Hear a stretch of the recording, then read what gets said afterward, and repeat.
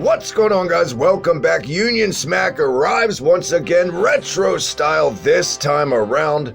But as always, before we get down to the brass tacks, my co-host, my man, my tag team partner right here, Maniac Matt Tatum. What's going on, man? Where have you been? How have you been? Where can everyone catch you? I've been very well.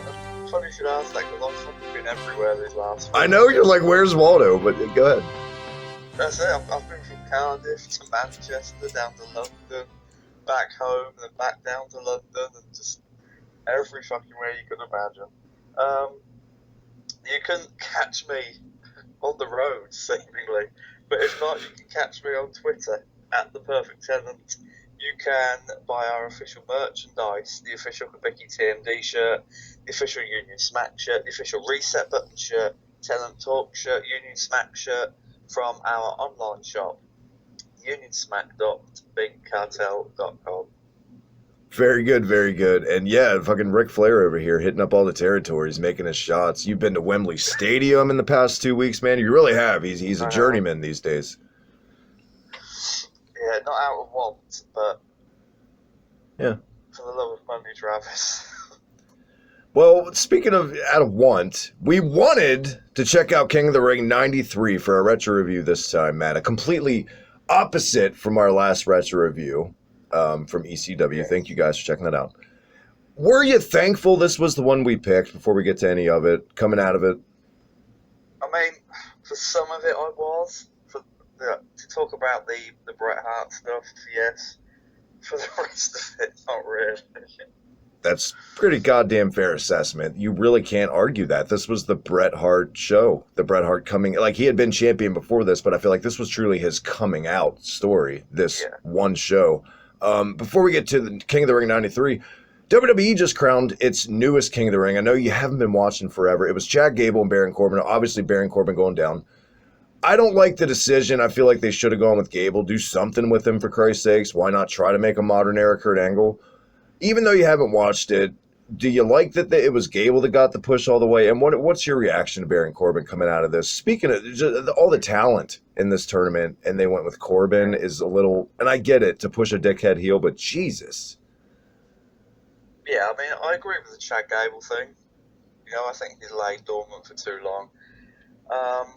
Baron Corbin, on the other hand, I mean, the King of the Ring title is made for heels. You know, traditionally to take that, you know, the king thing and use it. Yeah. But there were better heels to choose than Baron Corbin. You got Samoa Joe, whose character, and I don't like to say that people have been buried a lot or damaged goods. He's been damaged fucking goods since his time on the main roster. Every big match scenario, he's been a loser, Matt. Yeah. Could have really used the crown. Well, I'm sure... I mean, we have no faith in the main roster right now, but I'm sure to give Baron Corbin that crown, they've probably got something in store for him over the next X amount of months. Yeah. I'm sure they have. I'm sure they've not just gone, do you know what, it piss everybody off if we just give it to Baron Corbin. Well, I'm riveted, let me tell you. I cannot wait to see where we are a year from now with Baron Corbin. The King of the Ring tournament itself, though, Matt, a lot of people think that this was the first one. No. They've been doing this a long time. This is the first one to ever be pay-per-view, closed circuit, any of that stuff. It originally started in, like 85, and they were to help sell house shows. They were always on house shows for the most part. That's it. And you had kings like Tito Santana. Did Don Morocco win one? He did. I'm pretty sure he did, yeah. Ted DiBiase, he won one. Bret Hart won it in 91 when it was just a house show still. Mm-hmm. So yeah, it was going quite a while and obviously popular enough to make into a pay-per-view. And it's something you never really heard about in our youth on WWF TV until I feel like Harley Race came around and they started kind of coinciding that title when Harley Race won it into television angles. And then it would go on to like Jim Duggan, obviously the Macho King, which was I think nobody till the end of time will ever take the King. And you think about it, Matt, the King gimmick in itself, one person got away with it, Jerry Lawler, just because it was like the 70s, but it's a really cheesy gimmick. But the spin that Macho Man put on it was legendary. I love the little touches he put on it. Yeah, I agree. I think outside of Lawler, probably Savage was the best. Duggan had to be the worst. Got King Duggan, that was hideous. It's up there Even with to this day, it's Barbarian Sheamus for me. yeah. I mean, did you not like King Booker? But I think everybody liked King Booker for all the wrong reasons. I feel like it was booked at first to be taken as a nasty heel, but he did it so parody just style of it. And I don't think it was intentional at first, but how could you not help but find the humor in Booker T doing a King gimmick? It's how did they not see that coming? It's true. But it's so crazy that Bret Hart won the King of the Ring in '91 and nowhere on this show, and it's not a spoiler because everyone knows Bret Hart won the King of the Ring tournament on this show. It was never mentioned he was a former King of the Ring. Was it not? Do you know what? I swear, right at the end, just before Jerry Lawler attacked, spoilers everywhere, Jim Ross said he's a two-time King of the Ring. I didn't get that on mine. Maybe I just didn't catch that. I didn't pay attention. I'm very, very tired right now. So every possibility, I'm imagining it, or I dreamt it up somewhere. But even if they said that, wouldn't they still be wrong? Because he only won it once, right? I think after he won it here. Oh yeah, as he was going up, it was like Bret Hart's a two-time King of the Ring winner. I'm not sure whether they mentioned the year he won it first, but I'm sure. See, now I'm going to have to go back and watch the end of it again, just to make sure I'm not going insane. Yeah, working yourself into a stupor.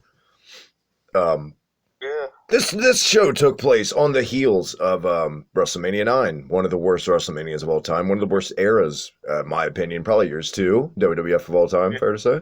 Yep. I mean, apart from 95, yeah.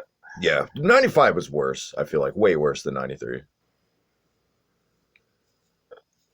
You're just never going to let that go, are you? Just like... No. Doesn't matter what happens, how bad it gets. It's like Travis is always going to be like, there was always 95. There's always 95. That's got to be a shirt on the store someday. There's always 95. We're not going to go through or review any of them because I don't think, unless they happen on Raw and you have a Rain Man type memory, some of the qualifying matches, I'm just going to run down the list. Bret Hart, says he got a bye. I have no clue who his opponent was. No, nor do I. I mean, I'll be honest, I didn't go that deep into it, Travis. Yeah, but anyone's curiosity, I'll just gloss over it. Razor Ramon over Tito Santana, Mr. Perfect over Doink, which I think that was that legendary angle on Raw you love so much, right? I did. You have to go back and watch them if you can find them. They're really good matches. Like, don't expect anything wonderful like NXT type, but Henning carried Doink to some really, really good fucking matches. Just never going to let it go. I feel like I owe it to myself after doing this with you for so long and hearing about this feud. I have to go back and watch it in all its glory. It's on the network. I need to just do it. Do, but now I feel like I've built it up so much, you're just going to watch it and then you're going to be like, it was shit. Speaking of building something up and something being great, the next match, if I was running the wrestling school, this qualifying match that took place in '93 would be one of my criteria. Kamala and Mr. Hughes. Mr. Hughes going over to qualify for the King of the Ring. Good God Almighty. Block that out of my childhood, man. It doesn't get any sweeter. We got Jim Duggan and Papa Shango. Jim Duggan went over Papa Shango here. Bam Bam Bigelow going over Typhoon. Bob Backlund and Lex Luger. Obviously, Lexi got the win there. And Tatanka and the Giant Gonzalez. Tatanka advancing by DQ in a whole 2 minutes and 59 seconds, Matt. Like I said, we're not going to review them, but good God. Some of those would have been on this pay-per-view. I don't think we'd be so cool, calm, and collective right now. No, I mean, I moaned to you that Luger and Tatanka went 15 minutes, but can you imagine if it had been fucking Gonzalez and Tatanka instead? I think his knees would have gave out at the 10-minute mark, at least. There's no way. Absolutely no way you could have done that. Let's get down to the goodness, though. This show, thankfully, there was a dark match, Matt. Papa Shango defeating Owen Hart for the USWA World Heavyweight title. Unified. Yeah. Yeah, I mean, I would have liked to have seen it, as I said to you before we came on air, but I'm sure it's there somewhere, hidden in, WWE's archives. Maybe it'll pop up on the hidden gems section in the network someday. Who knows? That'd be great. I'd check it out. Fun fact about this show, so ironic, was not planned. This show in 1993 in Dayton, Ohio at the Nutter Center took place in the exact same venue, you ready, as our last retro review, ECW Heatwave 98. We talked a bit about it off air. How insane is that this is the same building and just how different the atmospheres were. And that's how fast the business had moved in 5 years. Yeah. I mean, night and day, isn't it? It's like I said to you before we came in there, 93 was just getting into a sort of wrestling boom, and then 98 was just like, tits, pussy, ass, give me anything you've got. Yeah. Meat. The greatest wrestler of all time. That was so wrong. I'm just like listing off these fucking things, and you just go, oh, mate. Your commentary team for this show was a high-pitched Jim Ross, which is always weird to go back. You're the same commentary team from WrestleMania 9. Bobby Heenan, Randy Savage, Jim Ross, calling the action. I never liked the pairing, and I didn't like it here again either. Sorry. I think they had technical issues, I've heard in the years since this.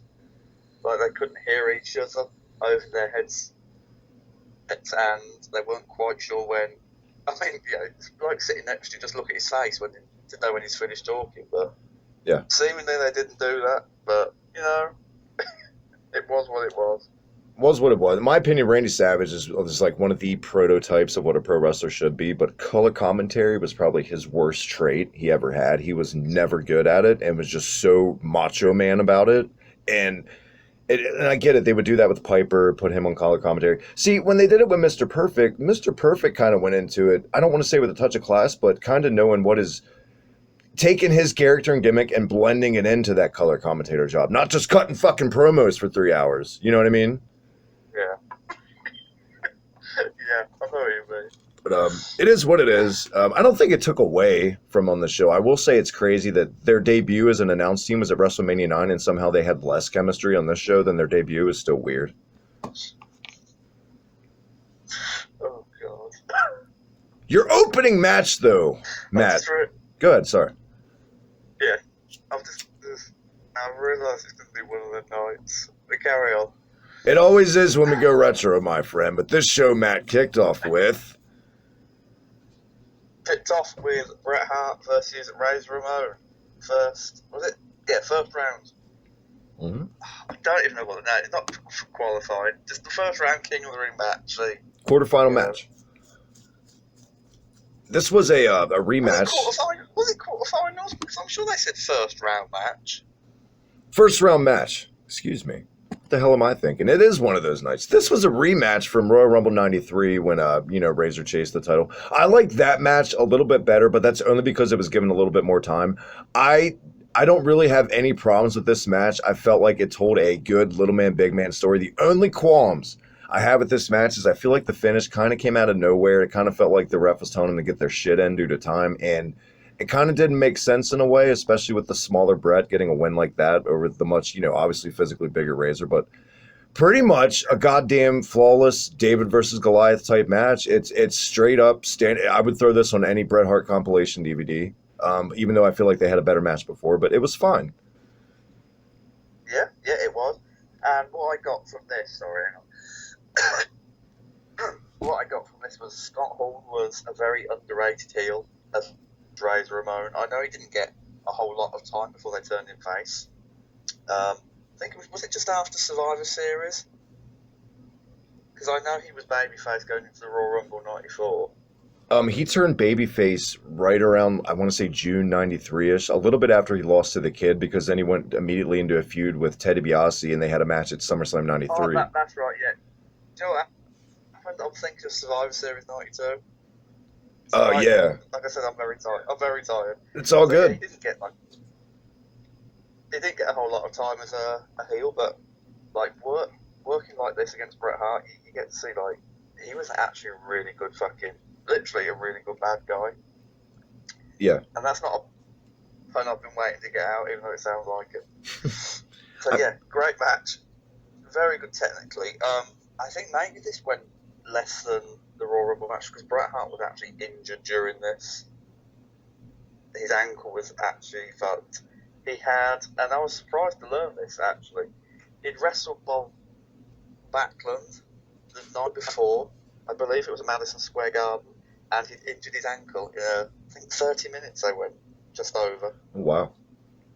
And it was said to be a really good match, much better than their Survivor Series 94 Ugh. thing. Snooze fest. That match, I feel like that match was one big rest hold and zooming a camera in on Helen Hart. That was pretty much it. Yeah. Chicken wing, Helen Hart not knowing how to react when the camera was in her face. No. Well, that makes sense then why it kind of felt rushed in a way. I will say on what you're saying about Razor as a heel, I totally agree.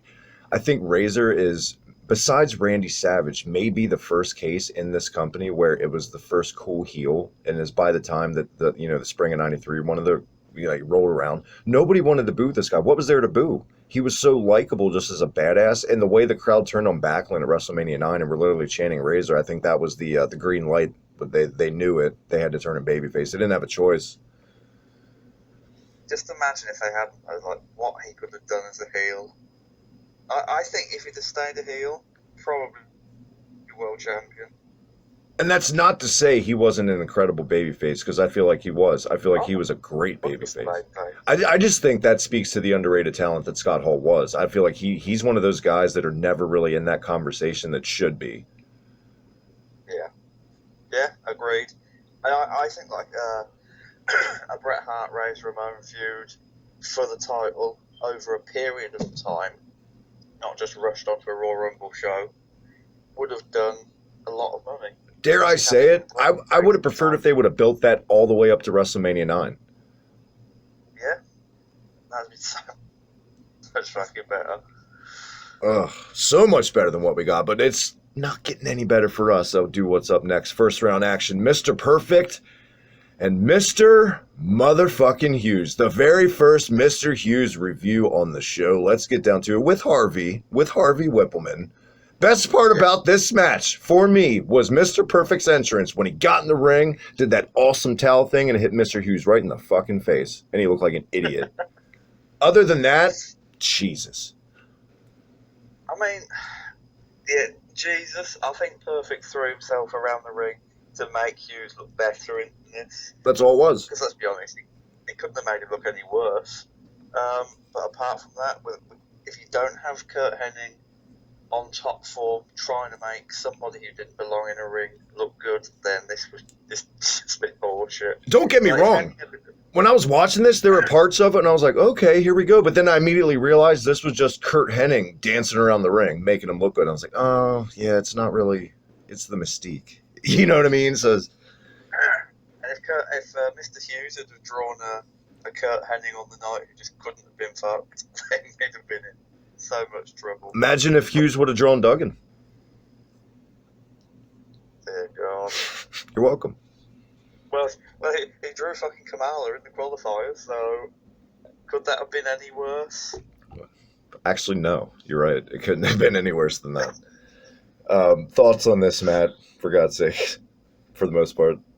I mean, it was a match to get Perfect through to the next round to face Bret Hart, but apart from that, I mean, avoid it like the homeless. This is not a match you would throw on a compilation. Like I said for Bret, this is something that should best be left forgotten in Mr. Perfect's career. This is also a weird time when they were really desperate to give Undertaker opponents in Harvey Whippleman's army of baddies to throw at Taker.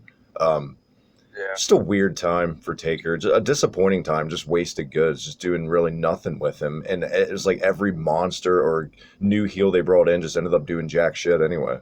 Every one of them. Yeah, that's true.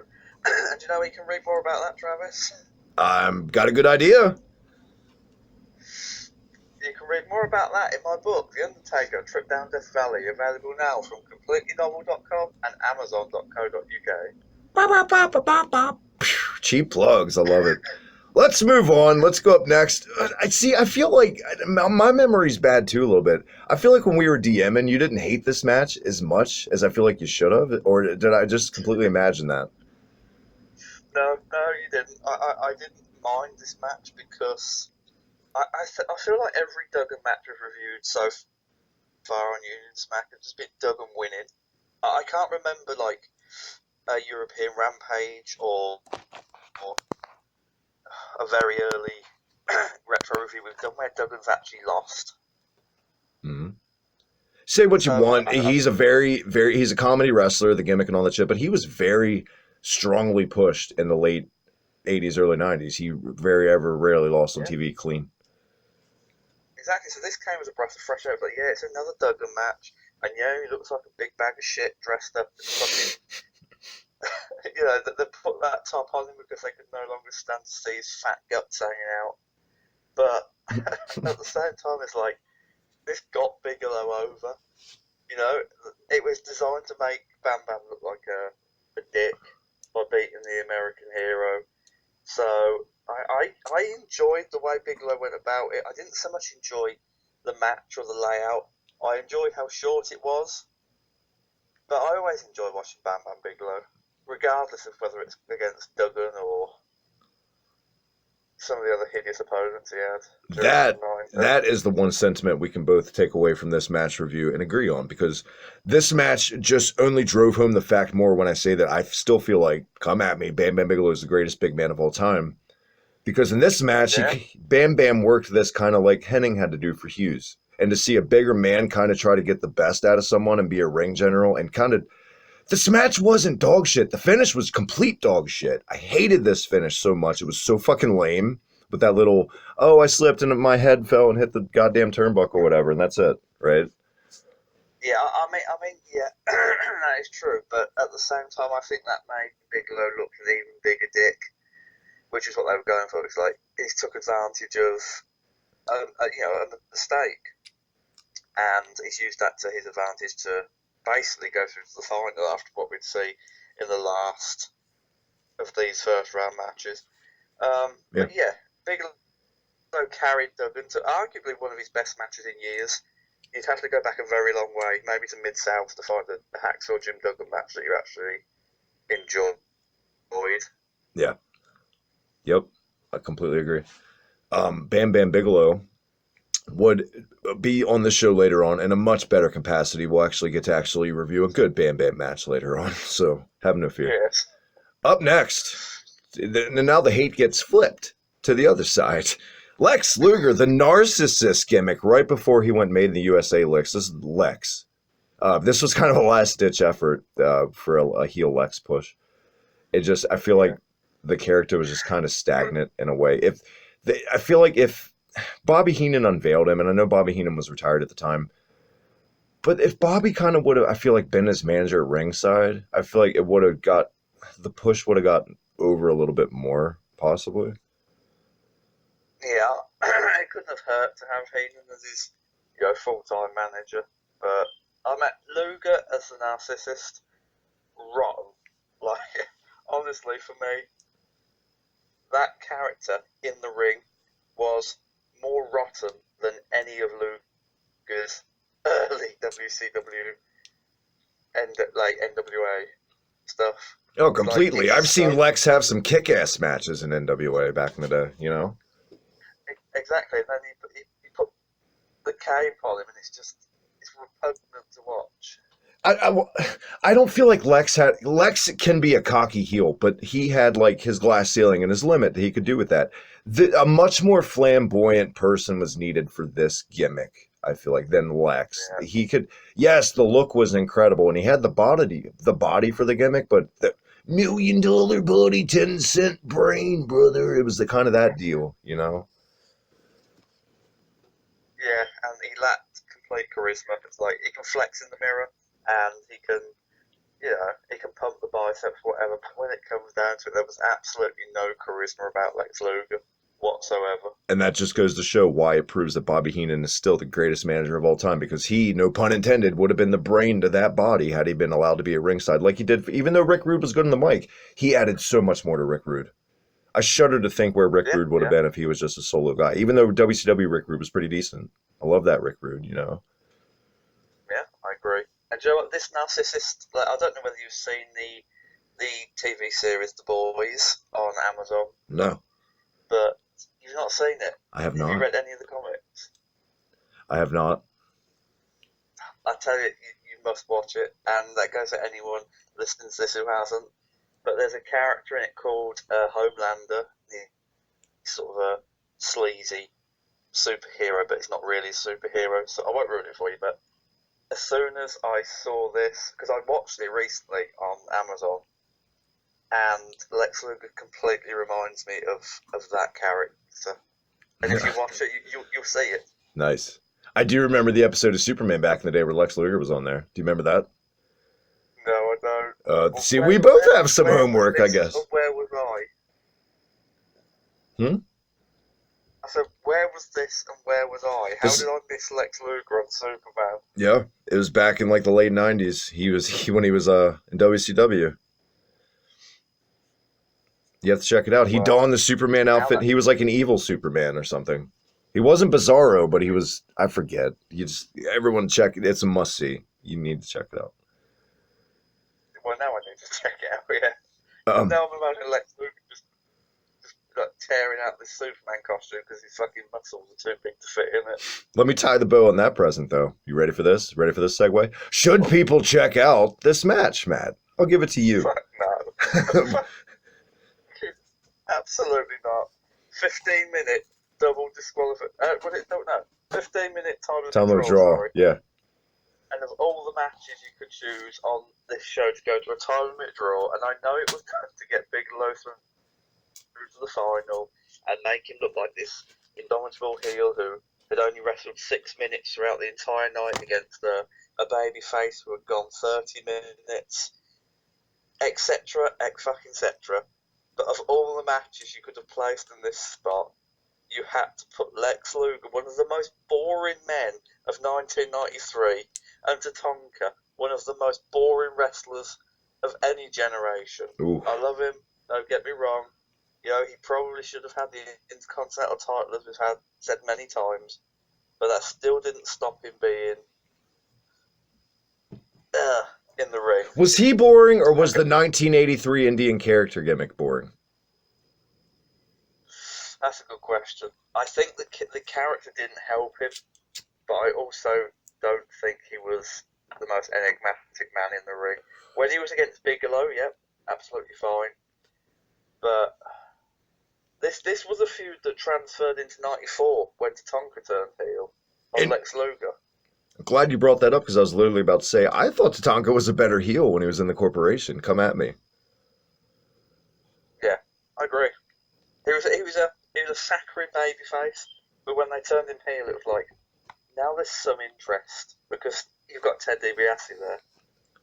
Yeah. There's one thing I always hate about Tatanka matches. I can't help it. He suffers from Ahmed Johnson syndrome. He gets that fucking shit up his ass crack. And thank God for that little flapping cloth that covers it up for the most part, especially like 96 Tatanka. He always had a wedgie. I hated it. I love that we're reviewing wrestling and Travis is just looking at their ass. So you know what? You watch an Ahmed Johnson match and you try to ignore the eternal wedgie in that man's ass. Well, we fucking can't now, can we? You mentioned it. No, we can't. Everyone's going to be looking. I'm just trying to take your mind off this match. I'm trying to do you a favor because I didn't hate this match as much as Match did. I thought it wasn't great. It wasn't anything to like write a fucking love letter about, but it was sustainable. I don't think it should have been the match to get the Broadway. I definitely wanted to tap out by 8 fucking minutes. Don't get me wrong, but I've seen both men have way worse matches. But you're right. The narcissist character was so dull and just so fucking boring. And I think it was the 1983 Indian character gimmick that made Tatanka boring. I totally agree with what you said on that. Just two boring fucking guys, not really any direction for either, which is... I mean, Lex would get the rocket strapped to his back in literally a month after this, but at this time, it was kind of baffling that they had nothing for Lex, out of either one of them. Yeah, I agree. And you know what? Can I just say, it's like, I wouldn't have hated this had it been 10 minutes shorter.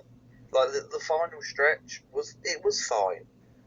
Them working towards the time limit draw, but could this not have been a 5-minute double count out or a 5-minute double Yeah, disqualification? exactly. If it's just going to be a there were other schmoz ways. anyway, then yeah. Exactly, there were other ways to get to this this outcome than making us sit through 15 minutes of it. You know, the underrated MVP of this pay-per-view, who we failed to mention, the crowd. Say what you want. They've been behind every match so far. They were into this for 15 minutes. They're firmly behind Tatanka. They even stuck through a Mr. Hughes match, man. They're all about Mr. Perfect. This crowd, pretty much this whole show was solid. Yeah, I will give them that. I feel like they got stagnant and died off around like Shawn Michaels and Crush, but we'll get to that later. Up next. By the way, this time limit draw gave Bam Bam Bigelow a bye all the way to the end of the road, so it was kind of predictable. It was either going to be Perfect or Brett. You kind of knew as a kid. Speaking of those two guys, before this, one of my favorite goddamn Mr. Perfect Bret Hart promos with Mean Gene Okerlund backstage. I've seen so many YouTube like joke videos about this promo. What a shit stirrer Mean Gene Okerlund is, huh? He totally provoked both of these innocent baby faces into this. They did nothing. He just kept stirring the goddamn pot. And I like that. I wish we'd have seen more of that Mean Gene over the years. Yeah. This was like Fall Brawl 2000 Mean Gene. Like, didn't give a fuck Mean Gene. This is Mean Gene who just wanted to go home. But these interviews had obviously been recorded weeks in advance, like every fucking other 90s pay-per-view on that small set had, and it was just like, end of a long day. Just entertain yourself and then I can go home. They've been stuck at Titan Towers for 8 goddamn hours cutting promos all day. It's the end of the day. Gene's ready to drink. But if no one's seen this promo, there's no way Matt or I could do it justice. Basically, it's just both guys saying how, yeah, they can't wait to have a competitive match. And Mr. Perfect kind of getting a shot in with IOU for SummerSlam, but it was Mean Gene just comparing their fathers and whose family's better, just out of nowhere. And then it just got both guys pissed off. And by the end of it, Gene did a great job of making both these motherfuckers want to kill each other. And I feel like I've seen a shoot interview with Gene where he talked about this promo where neither guy really had a lot to say because they didn't want to hurt the other guy's babyface. So he kind of went off on his own and made this promo work for each guy, which is awesome. Yeah. And that's so Gene. I feel like he did that for the majority of his career with guys. Can you imagine how cringy this would have been? Like, if he'd have gone to that length and that effort to get some out of them, and they just still stood there. They just nothing. Like, yeah, my dad was pretty good, and just nothing. That would have been ugh. But it just come off as Mean Gene being a right dickhead. Dare I say this was the best match on this show, Matt? I mean, do you know what? I preferred Bret Hart versus Bam Bam Bigelow, and I know a lot of people don't, and I know a lot of people are gonna, even if you've not seen it, are gonna go, Bret Hart, Mr. Perfect, it must have been amazing. I don't get it. It was very, very good. I did see a particular website gave it 5 stars. No way. Go that far. No. Now SummerSlam '91. If you want to talk SummerSlam '91, then yeah, I would give SummerSlam '91 total 5 stars of these two. Yeah. That match for me, these two guys, real quick, at SummerSlam '91, that was my brother Mike, who's Slam Pigs at the time. That was our. A lot of guys say they would rewatch Savage and Steamboat over and over, memorize the moves with their siblings. That was our Savage Steamboat. That match, we had that match memorized. We would just do the moves in my room and shit. But I feel like that totally made this match impossible to follow it, and I think it suffered from it.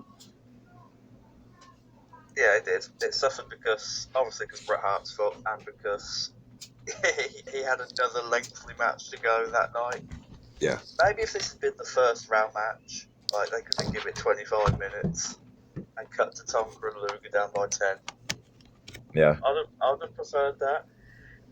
But I'd say a solid 3.5 stars, but definitely not 5. And obviously they got more time in the later rounds, and this match got 18 minutes.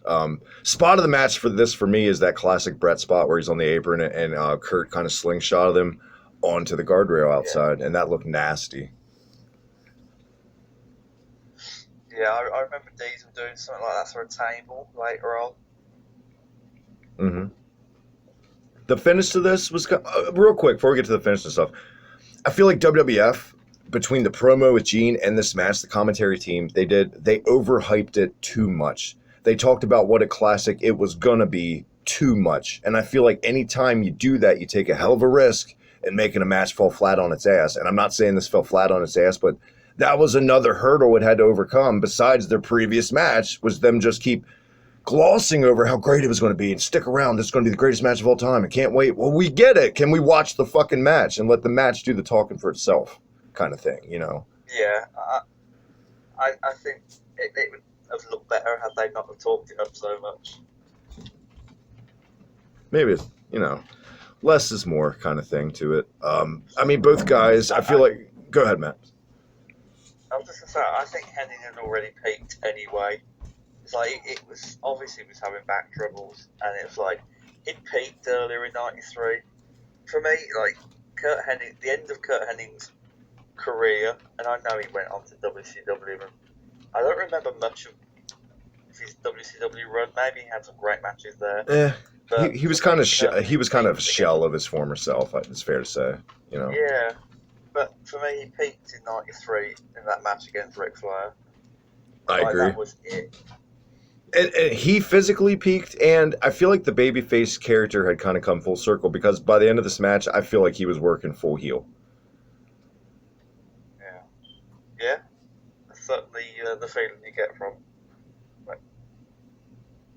As great as Kurt Hennig was, always a better heel than a babyface, and just the gimmick of being I'm perfect. Nothing about it is babyface, and it had to be hard as shit to get that gimmick over and work as a babyface, but somehow he did it. So tip of the hat.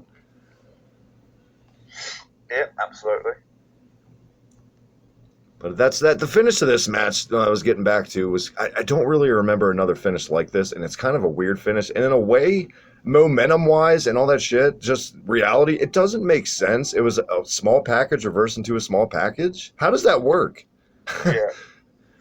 I have no idea, but I've just realised, and I've literally just realised this. All Bret Hart's victories were fluke. But he didn't win one match with a sharp shooter or a solid pinfall. They were all reversing something into either a small package or inside cradle or a crossbody. Yeah. Which is a shame. Well, I don't think it's a shame. I think it's brilliant because it was a tournament, and for multiple matches, he's not going to go out there and hit the sharpshooter every time. Like physically, the story you're telling, like he would have to eke out, especially considering the finals is like a guy like 100 pounds heavier than him.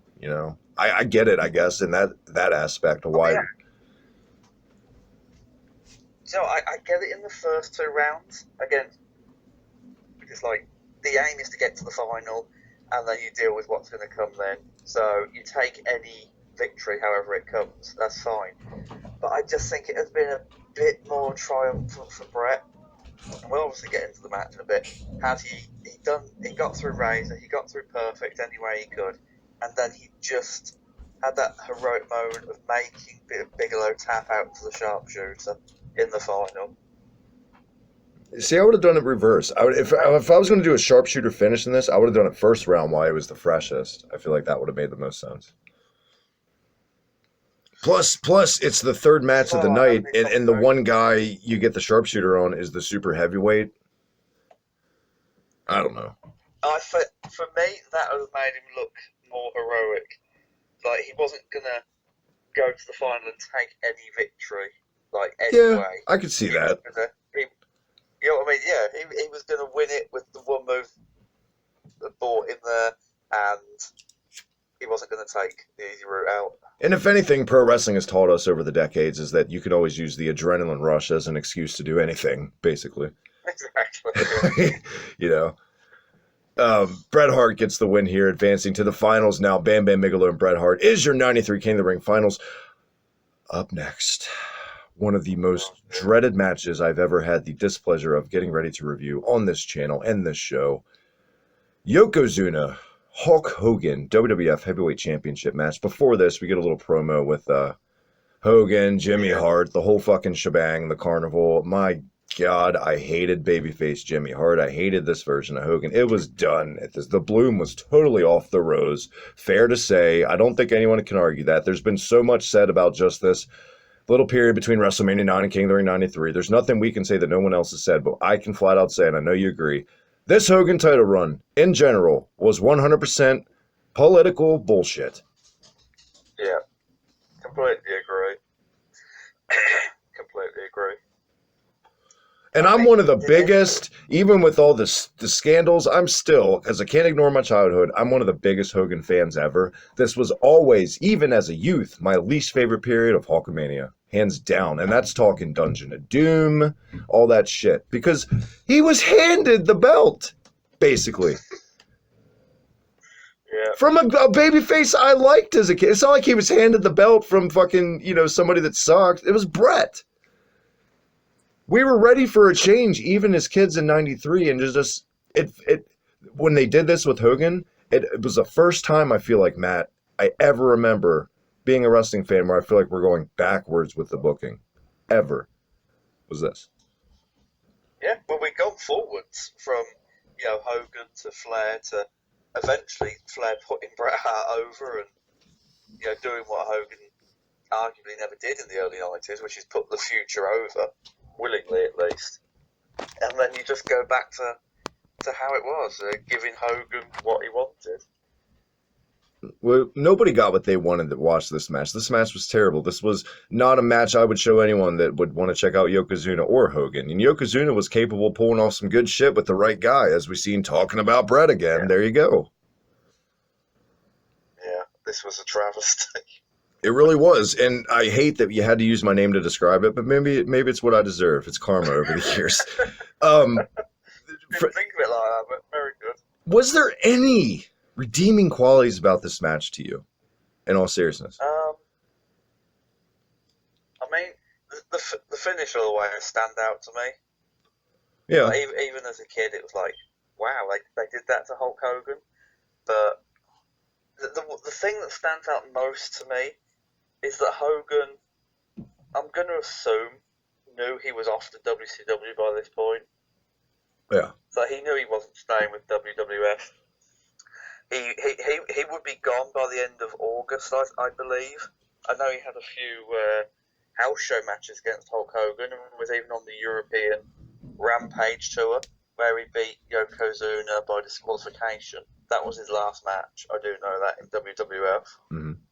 But he's off. He's going to a different company for much more money. He's going to be the star there he was in WWF in the 90s, and yet still couldn't find it in himself to put the future generation over clean.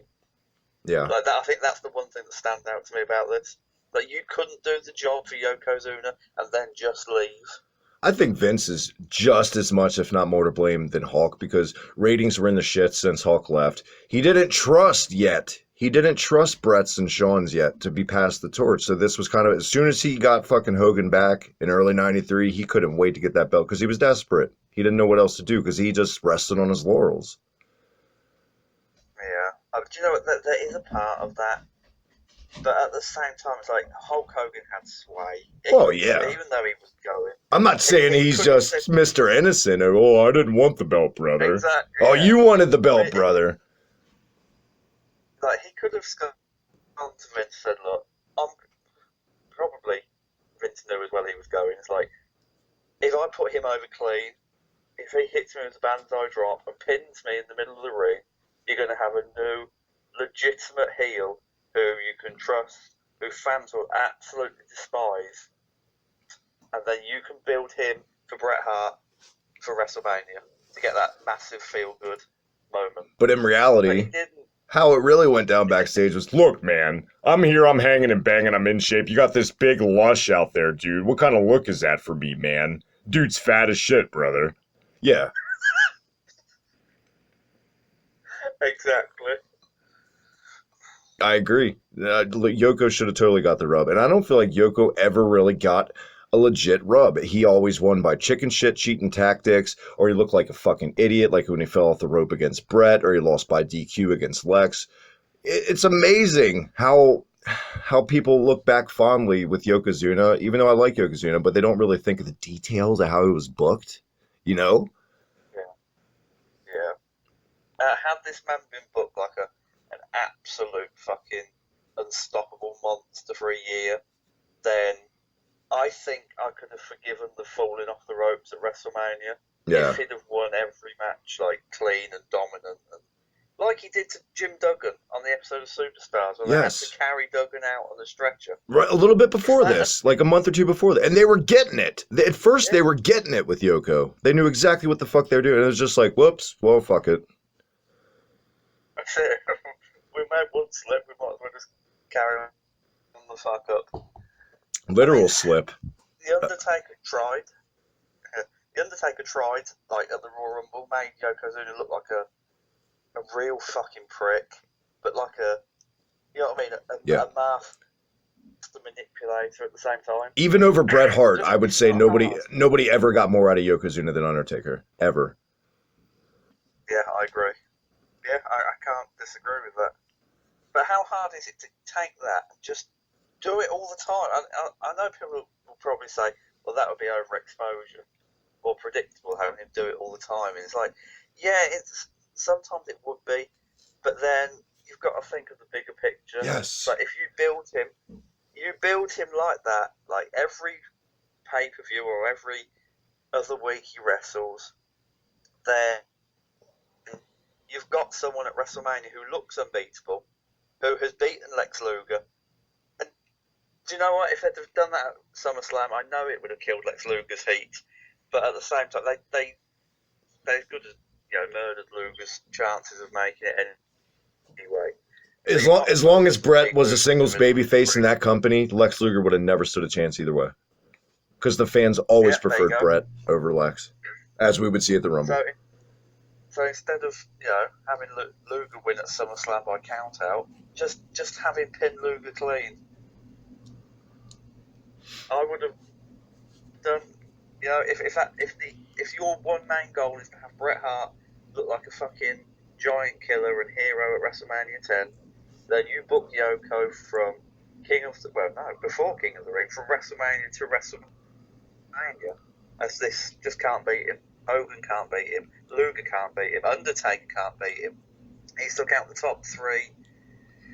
Sorry, he took out the top three baby faces in the company, and now it's left to this one smaller man to stop this big fucking giant from just taking over. And it's the story that would have just fucking set WrestleMania 10 off perfectly. And it's really sad looking back. The legacy of Yokozuna ended like 2 years later, losing in 4 minutes to Vader in a squash match at In Your House. Yeah. Ugh. Yeah. I don't want to remember that Yokozuna. Yeah. It's sad of way. It is. It's very. And who's to say if they would have booked his heel character stronger, maybe they could have saved his life in a way, because they would have given more an incentive to work out and stay healthy if they're giving him good shit to work with and not just sneak off to McDonald's and be on these weight loss programs all the time and be punished. Who knows? Yeah. It is sad. This match is really sad. This was no more than a standard goddamn live at MSG 80s Hogan match with the super goddamn monster heel, boring fucking wrestles. Yoko trying to do what Bam Bam did with Duggan, but Yoko being 200 pounds heavier, it's not quite working as much. Plus, it's Hogan in 93. Jimmy Hart doing his cringeworthy babyface shit. Jimmy Hart as a babyface always sucked, like I said. This match sucks, avoided like a plague. We all know Matt was talking about the finish. The random photographer jumped up and he's distracted, brother, and shoots flame. I mean, I'll give him that. That looked good. It went right in Hulk's face. It looked a lot better than when he did it against Warrior at Halloween Havoc. I'll say that. That was the finish, and you never really seen that as a kid. That was kind of shocking. It was also shocking again. Hulk Hogan lost, and the streak continues. This is how much of a goddamn wrestling nerd I am. When Hogan lost to The Undertaker at Survivor Series 91, every time Hogan lost clean or whatever and lost the title, there was always that Hulk Hogan impersonator fan at ringside. I don't know if you know who I'm talking about, Matt, but he was on this show at ringside, looked just like Hulk Hogan, and every time that guy was at a show, Hogan lost. How does that guy feel? That guy is probably the saddest, most depressed guy in the world. Like, what luck. Yeah, every time he turned up in horrible laughs, it was like, for fuck's sake, not catch a break. We're not going to catch a break either, because up next it wasn't much better. 8-man tag match. You would think on paper this would be somewhat decent. I didn't like this match. It was given no fucking time. It didn't need to be on this show, to be honest. The Smoking Guns and the Steiners against the Head Shrinkers and Money Inc. Getting the win. What did you think of this match? Piss break, wasn't it? It's like, literally, it couldn't have gone more than 5 minutes. No, but 6 minutes and 49 seconds in an 8-man fucking tag team match. A tiny bit more than 5 minutes, but Steiner's got nothing in. Literally almost nothing in. It was all Smoking Guns. Yeah. What a fucking waste. It's the Smoking Guns coming out party right here, just like Brett on the show. Coming out party makes it sound like... That's not what I meant. Adrian Street's not going to manage the Smoking Guns. This match was no way to showcase any of the 8 guys on this. And for what it's worth, all 4 teams, the Smoking Guns probably being the least, all really good teams for their time. Yeah, absolutely. What I didn't like is that this had no bearing on SummerSlam to come. Had this been the Heavenly Bodies, and they brought them in a little bit earlier, and Money Inc. versus the Steiners and the Smoking Guns, they could have built the Steiners versus the Heavenly Bodies out of that. Yeah. Or they could have built the Smoking Guns versus Money Inc. for SummerSlam instead of having DiBiase go single against Razor. Or even the Head Shrinkers versus... You see where I'm going with this, Travis? Yeah. But no, this was just a random match that meant nothing in the long run. And this could have main evented Raw the next night had it been given 20 minutes, but just not on this show. Exactly, and I don't really have anything else to say about it. It was a standard house show match, just with less time.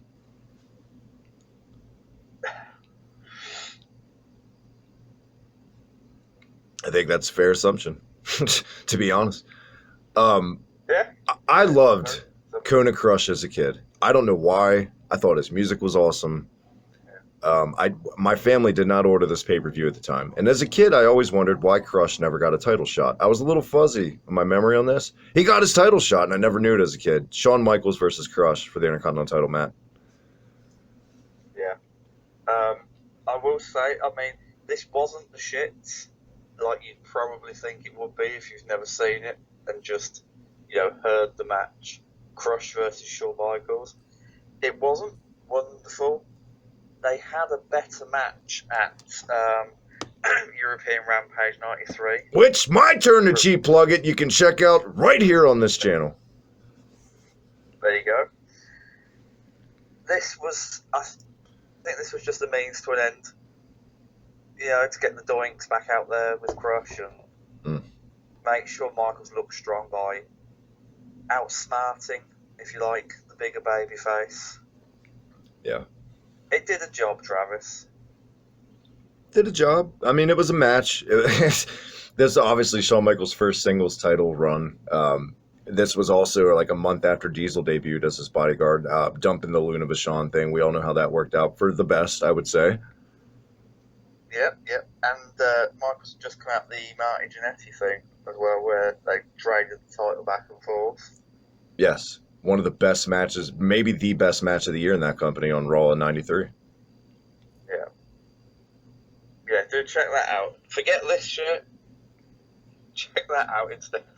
I think it's very obvious that Randy Savage was in real life friends with both Diesel and Crush because he put both of these guys over more in this match than any other 2 guys on this entire show. And I've seen over the years he would travel with Diesel and Crush sometimes and blah, blah, blah. Yeah, he marked out for them both. As he should. I mean, look at Diesel, for Christ's sakes. You want to get why he's the... It's kind of like with Jazzy Gabbard now. I think Nigel does a pretty good job of getting Jazzy over on commentary. Yeah.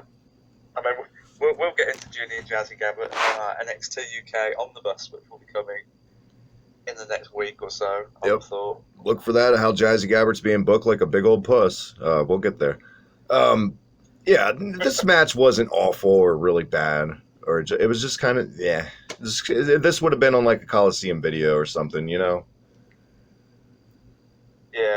It held the show up, I found, more than added to it. I will say that crowd, once again, they really wanted some Crush in this match. They wanted Crush drenched in gold. They didn't get it. I could never see that happening. It is weird to think Like, of Crush with a belt, you know. Yeah. I don't know. Didn't it? Is it my imagination, Travis? Am I hallucinating again? Or did Crush win the tag team titles with Yokozuna? No, I was actually at King of the Ring 94, where they got their shot. I'm sitting here picturing heel Crush with the tag team title, and I don't know why. They had a little feud with the Head Shrinkers in like the spring of '94. They had a little program on Raw in that King of the Ring match, but they never won the belts. See, I don't know why that's entered my head. Now I'm questioning the whole, did Jim Ross allude to Bret Hart? Well, I mean, technically you're right. They were in a title program for like 2 months, so you're kind of right. You didn't totally imagine it. They just never won them. And that's that. Shawn Michaels gets the win. How weird is it also to see Shawn Michaels' finisher back then be the backdrop? Yeah, I know. It's like you completely forget he didn't always use Sweet Chin Music. Mm-hmm. We've almost done it, man. He sort of did in this match though. It's like he sort of hit Sweet Chin Music to the back of Crush's head and then rolled him up. Right. I feel like this was the first time that was ever really used as a way out of a match. Before that, it was always kind of just like a kick. Like the Rockers would do it at the same time, or Shawn would just do it in the middle of a match for no reason. It wasn't even a signature or setup move. It was just, and they would call a crescent kick for years. Yeah. How fucking generic is that? I know. At least with the Rougeos, they would say Savat kick, make it fancy sounding. That's that. Shawn moves on. Crush will never see the light of day in the Intercontinental picture again. And obviously by SummerSlam 93, which we reviewed again, cheap plug on the channel. Check it out if you haven't. Shawn and Mr. Perfect are at SummerSlam, his next feud. Main event time. It is the end of the road. We've done it, Matt. We're almost out of the woods. To crown the 1993 King of the Ring. King of the Ring finals match. Bret the Hitman Hart, Bam Bam Bigelow in the finals. The only reason this wasn't match of the night for me because there was a fantastic match on the 2005 Bret Hart DVD these two guys had in Spain, which I like a lot more than this match. Yes. Love that match. Yes, that would be the match that, even though I would say check this match out, but that one on that DVD, if somehow, some way you guys can check it out, check that one out because it's, I don't know, it was given probably a little less time, but just somehow the match was worth. Probably because Bret was fresh, probably helped. Yeah. I mean, I don't know. I think that match is a standalone, the Spain one. Yes, but I think this match mixed in with the Perfect match and the Ramon match, I just think it makes for a better story. You know, you can tell Bret Hart's winded. You can tell he's injured, but it's just the refuse to give in.